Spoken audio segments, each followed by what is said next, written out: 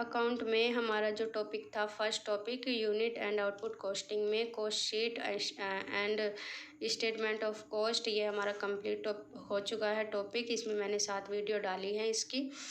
यदि मैंने डिटेल में इसका न्यूमेरिकल समझाया है आपको कि 7 वीडियो में इसका न्यूमेरिकल है, तो आप मेरे यूट्यूब चैनल पे जाके देख सकते हैं। मेरे यूट्यूब चैनल का नाम है रुद्रा क्लासेस बाय प्रिया बड़गुज्जर।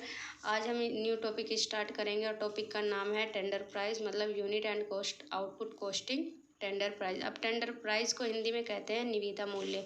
निविदा मूल्य किस तरह से निकाला जाता है? निविदा मूल्य जो निकाला जाता है, जो हमने लागत पत्र तैयार किया होता है। लागत पत्र मतलब जो हमने कॉस्ट शीट, हमने देखो फर्स्ट टॉपिक में कॉस्ट शीट बनाना सीखा था, किस तरह से बनाते हैं, और मैंने आपको बताया था कि ये आगे काफ़ी चैप्टरों में आपके लिए हेल्पफुल होगी। तो इसका बेस, ये कॉस्ट शीट जो है, ये समझ लीजिए कॉस्ट अकाउंट का बेस है एक तरीके से, जो कि आगे आपको रिपीट होता ही जाएगा। तो इसको बेस को आप मजबूत बनाइए, ताकि आपको आने वाले जो चैप्टर्स हैं या आने वाले जो टॉपिक्स हैं उनमें दिक्कत ना हो। तो ये जो हमारा जो टेंडर प्राइस है, ये कॉस्ट शीट को आधार मानकर जो हमारी भविष्य में जो लागतों में होने वाली जो संभावित कमी या वृद्धि को ध्यान में रखकर बनाया जाता है।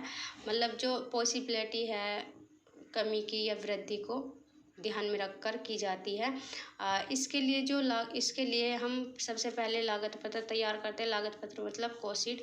टेंडर प्राइस निकालने के लिए हम सबसे पहले कॉस्ट शीट निकालेंगे, और कॉस्ट शीट निकालने के बाद इसके आधार पर हम टेंडर प्राइस को निकालेंगे। अब जब हम टेंडर प्राइस के लिए कॉस्ट शीट बनाते हैं, उसको अनुमानित लागत पत्र भी कहते हैं। अनुमानित लागत पत्र इंग्लिश में कहते हैं एस्टिमेटेड कॉस्ट शीट। ठीक है, तो चलिए क्वेश्चन की तरफ बढ़ते हैं। अब आगे आपको क्वेश्चन में समझ में आएगा। निम्नलिखित समंक एक ही आकार व विशेषताओं वाले बिजली के पंखों के निर्माण परिव्यय से संबंधित 3 महीने की अवधि के लिए है। तो देखो, एक पंखे का निर्माण किया गया है, मतलब एक ही प्रकार की यूनिट है, मतलब पंखा ही है, अलग अलग यूनिट है नहीं। मैंने एक सिंपल क्वेश्चन उठाया है सबसे पहले, ताकि आपको आसानी से समझ में आ सके। तो उसका कुछ 3 महीने के लिए है ये। इसका कुछ मटेरियल है, closing stock of finish goods हमारा इतना है, और ये हमारा इतना है। ये सब आपको पता है, क्योंकि ये सभी रिपीट होते थे हमारे टॉपिक फर्स्ट में। अब नीचे दिया गया है कि 3 महीनों की अवधि में निर्मित पंखों की संख्या 3000 थी। मतलब जो हमने 3 महीने में पंखे बनाए, 3000 पंखों का उत्पादन किया है। 700 पंखे जिनका निविदा बनाना है। निविदा मतलब टेंडर, ये वाला जो हम निकालेंगे। कॉस्ट शीट निकालने के बाद हम टेंडर प्राइस निकालते हैं। तो टेंडर प्राइस कितने पंखों का निकालना है? 750 पंखों का हमें निविदा बनाना है। का मूल्य प्रति पंखा लागत, जिसमें वही प्रतिशत लाभ जो 3 महीनों की अवधि से प्राप्त हुआ है। तो देखो, अब जब हम इसका कॉस्ट शीट बना देंगे, कॉस्ट शीट निकालने के बाद हम निकालेंगे प्रॉफिट, जो कि हमारा लाभ होगा, प्रतिशत लाभ, वही हमारा टेंडर प्राइस के लिए यूज़ होगा आगे। वो क्वेश्चन जब मैं कराऊंगी आपको अच्छे से समझ में आएगा। अभी आप इसको थोड़ा सा समझ लीजिए इसी तरह से कि क्या लिखा है।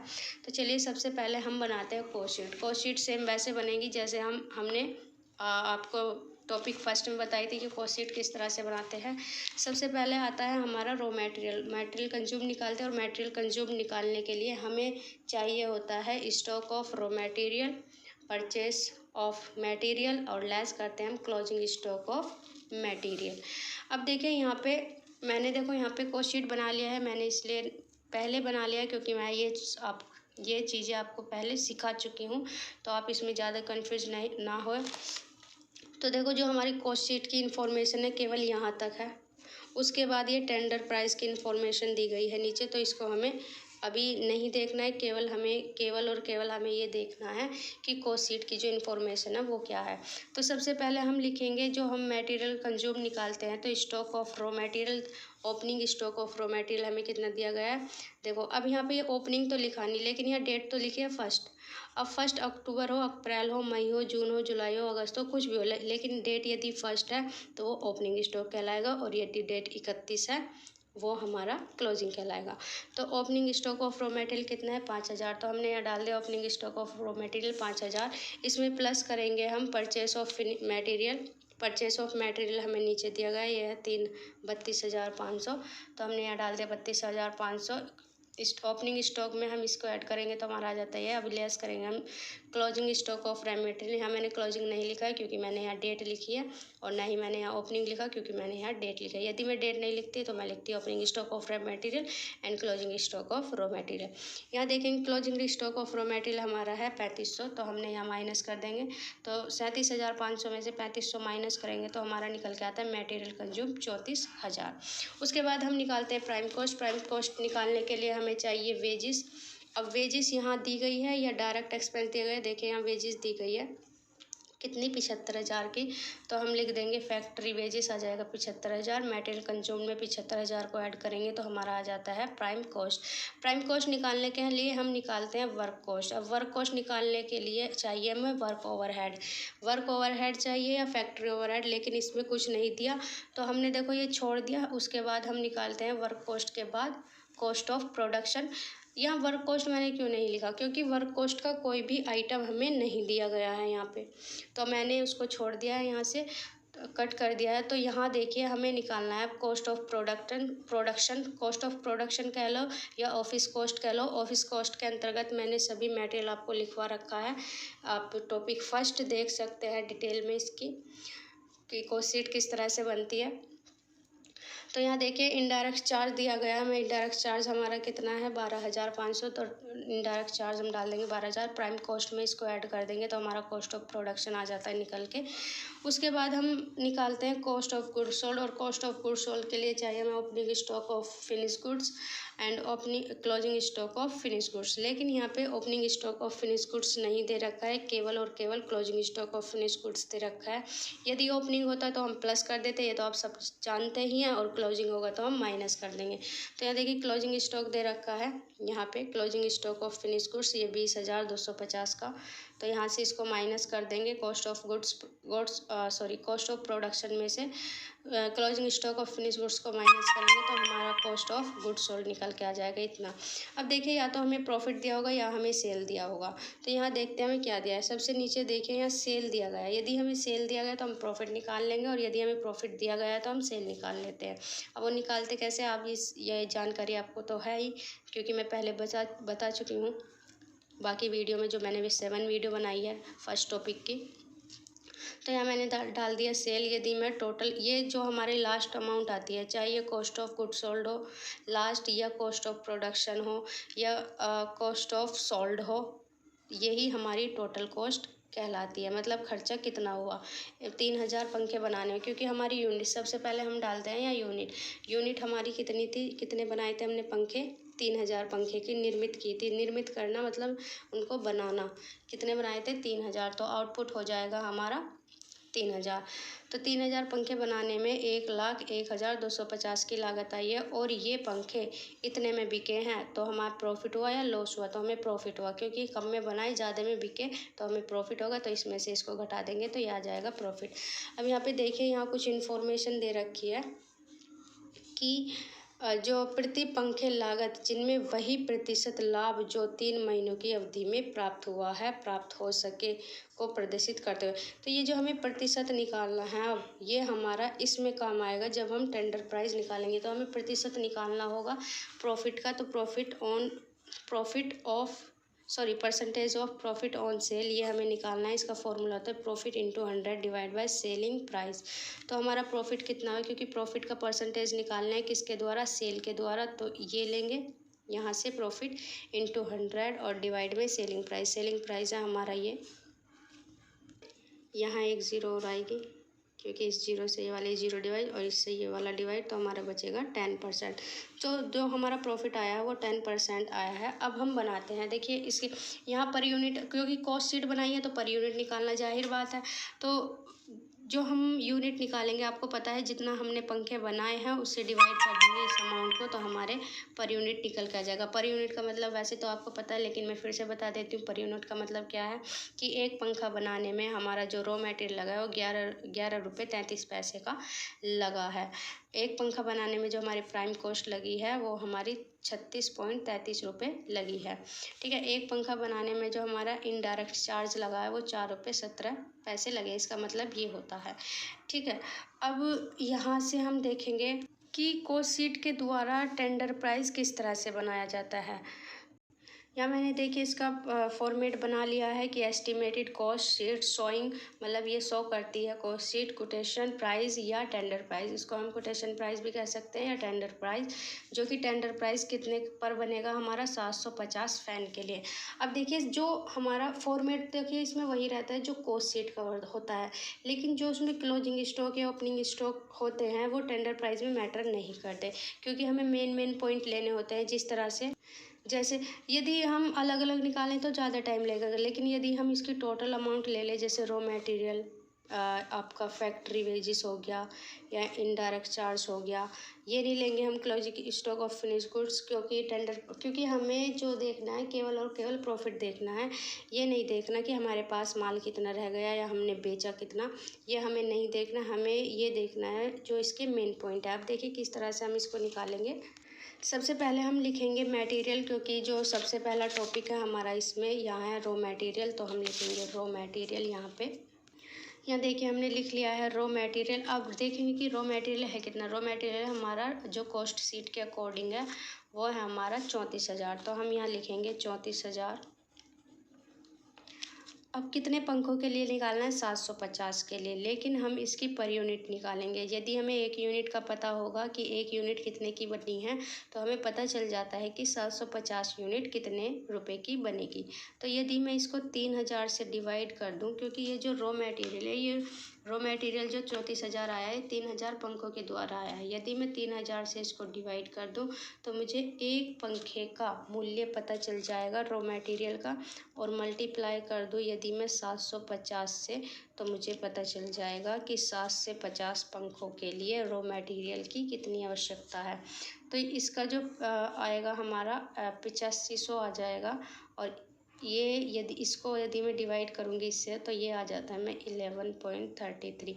दूसरा तरीका क्या है, आप इस तरह से ना करके आपने पर यूनिट तो निकाली ही हुई है कि 11.33, तो हम क्या करेंगे, दूसरा तरीका क्या है कि 11.33 इंटू 750, क्योंकि हमें पता है कि एक यूनिट का मूल्य इतना है हमारा। एक यूनिट मतलब एक पंखे के रॉ मटेरियल का मूल्य इतना है, तो 750 पंखे के लिए कितना होगा, ये तो इतना गणित तो आप जानते ही हो, तो ये इतना मैथ तो आप, तो इसमें इसकी मल्टीप्लाई कर देंगे तो हमारा आंसर आ जाता है ये। अब हम देखेंगे कि आगे हमारा कौन सा आइटम है। ये हमारा वेजिस हमें हमारा 75,000 इसमें, तो इसमें भी सेम हम वैसे ही करेंगे कि 75,000 डिवाइड बाई 3000 इंटू 750। तो यहाँ हम लिखेंगे वेजिस 75,000 था हमारा कॉस्ट शीट में, डिवाइड करेंगे 3000, क्योंकि हमें पर यूनिट चाहिए, और पर यूनिट के मल्टीप्लाई कर देंगे 700 में। 700 में मल्टीप्लाई क्यों करेंगे, क्योंकि हमें 750 पंखों का मूल्य चाहिए, तो इसको इससे डिवाइड और मल्टीप्लाई करके हमारा आंसर आ जाता है 18,750। अब 18,750 को 750 से डिवाइड करेंगे तो हमारा जो पर यूनिट आ जाती है 25 आ जाती है। जो कि देखिए यहाँ पे भी हमारी पर यूनिट कितनी है, 25। अब दूसरा तरीका सेम वही है इसका कि हम किस तरह से कर सकते हैं, क्योंकि हमने पर यूनिट तो निकाल ही रखा है, तो 25 की मल्टीप्लाई कर दो 750 में, तो हमारा आंसर आ जाता है ये। क्लियर। अब देखिए वेजिस और रॉ मटेरियल को ऐड करेंगे तो हमारा निकल के आता है प्राइम कॉस्ट। ये प्राइम कॉस्ट टेंडर प्राइस की है, ना कि कॉस्ट शीट की। तो इसको ऐड करेंगे तो ये आ जाएगा 27,250, और इसकी यूनिट आ जाएगी, इससे डिवाइड करेंगे 750 से, तो 36.33। उसके बाद हम देखेंगे कि आगे क्या है हमारा आइटम है इनडायरेक्ट एक्सपेंस। तो यहाँ देखेंगे इनडायरेक्ट एक्सपेंस को, इनडायरेक्ट एक्सपेंस। अब इनडायरेक्ट एक्सपेंस का जो प्राइस है वो हमें दिया है 12,500, तो यहाँ लिखेंगे हम 12,500 और डिवाइड कर देंगे 3000 से, क्योंकि पर यूनिट निकालनी है, और पर यूनिट की मल्टीप्लाई 750 में, तो हमारा आंसर आ जाता है ये 3,125। इसमें प्राइम कॉस्ट में इनडायरेक्ट एक्सपेंस को प्लस करेंगे तो हमारा आ जाता है cost of production, cost of production निकल के आ जाएगा हमारा इस वाली अमाउंट में इसको ऐड कर देंगे तो 30,375। देख करने का तरीका सेम वही है, लेकिन हमें यहाँ हमने जो निकाली थी अमाउंट, देखो इसके लिए इंफॉर्मेशन दी गई थी, हमें कोस्ट शीट के लिए इंफॉर्मेशन दी गई थी 3,000 पंखों की, लेकिन हमें जो टेंडर प्राइस के में जो पंखे दिए गए थे टेंडर प्राइस के लिए 750, इसकी कोई हमारे पास जानकारी नहीं थी। केवल और केवल ये कहा गया था कि कोस्ट शीट के आधार पर 750 पंखों के लिए हमें एस्टिमेटेड कोस्ट शीट शो करनी है। क्लियर है? तो यहाँ पे 750 भी हो सकता है, 500 भी हो सकता है, या 4,000 भी हो सकता है। क्लियर?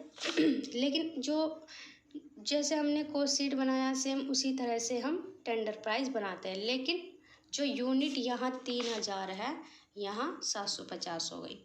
अलग यूनिट के लिए टेंडर प्राइस बनाया जाता है। अब यहाँ हमारा निकल के आ जाता है cost of production. Cost of production के बाद देखें यहाँ पे क्या निकला है, यहाँ सेल है। ये तो हम निकालेंगे नहीं, क्योंकि मैंने कहा था कि क्लोजिंग स्टॉक हम लेंगे नहीं, क्योंकि हम क्लोजिंग स्टॉक केवल और केवल कॉस्ट शीट में शो करते हैं and cost statement of cost में शो करते हैं। टेंडर प्राइस में हम इसको शो नहीं करते। ये शो क्यों नहीं करते वो मैं ये भी बताऊंगी कि क्यों शो नहीं करते। तो अब देखिए आगे चलते हैं। हमें दिया है प्रॉफिट और सेल। अब हम निकालेंगे प्रॉफिट। प्रॉफिट के लिए हमने पहले ही इंफॉर्मेशन निकाल ली थी कि जो निविदा बनाना है का मूल्य तथा प्रति पंखा लागत, जिसमें वही प्रतिशत लाभ जो 3 महीनों की अवधि में हुआ है। 3 महीनों की अवधि में मतलब ये जो कॉस्ट शीट बनी है 3 महीने की अवधि के लिए ही तो बनी है। तो इसके द्वारा इस कॉस्ट शीट के द्वारा जो लाभ प्राप्त होगा, जो प्रॉफिट प्राप्त होगा, वो हम टेंडर प्राइस में यूज़ करेंगे। अब देखिए किस तरह से यूज़ करेंगे। हमारा कितने % आया था, 10% प्रॉफिट आया था। तो हम यहाँ लिखेंगे प्रॉफिट जो हमारी टोटल अमाउंट है इस पे निकालेंगे हम। ये आ जाएगा 30,305 और मल्टीप्लाई कर देंगे, कितने % है 10, और डिवाइड कर देंगे 100 माइनस 10। तो ये हो जाएगा हमारा 90। इसको हम 90 में 90 लिख लेंगे, मतलब 90 से, चलो इसे रहने दो, कभी आप कंफ्यूज हो जाओ। तो इसको मैं सॉल्व करती हूँ। 375 इंटू 100/90, और इससे इसको डिवाइड करेंगे, इससे इसको डिवाइड करेंगे तो हमारा आ जाता है 3375। तो जो हमारा प्रॉफिट निकल के आया ये आया हमारा 3375। अब देखिए यदि मैं टोटल कॉस्ट में प्रॉफिट को ऐड करती हूँ तो मेरा सेल निकल के आ जाएगा। तो इसमें इसको ऐड करेंगे तो हमारा जो सेल आया 33,750। इसका क्या मतलब है, यदि मेरे पंखे 750 है तो मेरी सेल इतने की होगी, और यदि मेरे पंखे 3,000 हैं तो मेरी सेल इतने की होगी। इस तरह से हम टेंडर प्राइस को बनाएंगे। ये टेंडर प्राइस का एक सिंपल क्वेश्चन था। ये सेल कहलाएगा, ये हमारा टेंडर प्राइस कहलाएगा, क्योंकि अभी ये हमने अनुमानित किया है ना, हम इसे सेल नहीं कह सकते। सेल हम कब कहेंगे, जब हम किसी कार्य को कर लेंगे और उसके बारे में कॉस्ट शीट बनाएंगे, या किसी प्रोडक्ट को हमने बना लिया और उसको बेच दिया, उसके बारे में हम कॉस्ट शीट बनाते हैं। लेकिन जब हम किसी कॉस्ट शीट के आधार पर किसी चीज़ का अनुमान लगाते हैं, 700 पंखे का अनुमान लगाते हैं, या मान लो इससे ज़्यादा पंखों का अनुमान लगाएंगे, तो ये हमारा टेंडर प्राइस कहलाएगा। हमारा